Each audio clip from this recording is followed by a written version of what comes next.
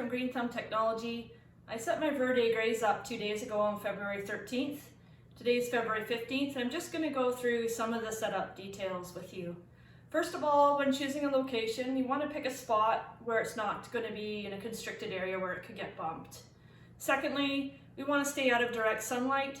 And thirdly, we want somewhere where there's no cool drafts. So ideally, around 18 degrees Celsius or 65 Fahrenheit, up to 22 degrees Celsius or 70 degrees Fahrenheit is sort of ideal growing temperatures as well as for your germination of your seeds. When you're setting up your timer, you need to make sure that your phone is set for 2.4 gigahertz on your network. So you can go into your settings and under Wi-Fi select 2.4. If that's not available to you, have a look at your internet provider and find out how you can switch from 5G to 2.4 for the connection to your Wi-Fi timer. If you need help with that, just reach out to us and we'll give you a hand. Ideally, you want the pump only to be running during the daytime, and same with the light. Both the pump and light should be off in the evening, as the plants also need to rest.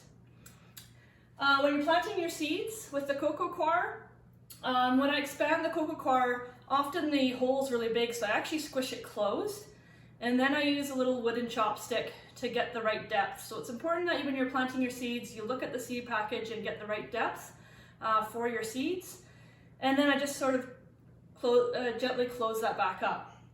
With the clay pellets, I start with the small ones on the bottom and then I work my way up the pot. You might not get them all the way around the coco coir puck, but just do the best you can. And then once these seeds have sprouted and are a little bit bigger, I can start putting the larger clay pellets on top so it's all sort of covered up. In terms of the nutrient feeding, right now I'm only using water, and I'm going to use water until all the leaves have sprouted and have true leaves. So when your seeds first sprout, that's actually part of the seed. It's not a true leaf. So we want to wait till we see 4 leaves on the plants before we start our nutrient feeding schedule. So we're kind of not even at 0 right now, we're at -0 by a week or 2. And depending on what you have, some seeds will sprout quicker than others, so you just have to be a little bit patient.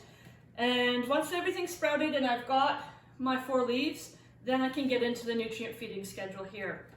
If you want to at that point, you can bump your light up to 18 hours for sort of the maximum amount. Okay, well that's it for today. If you have any questions, please send us an email and like and subscribe to our YouTube channel, because we'll be doing these weekly as the verde-Garden starts to grow. We'll have updates on sort of the next steps. So you can follow along step by step and sort of compare what you're doing and compare what we're doing. If you have any questions, you can reach out to us. All right, thank you.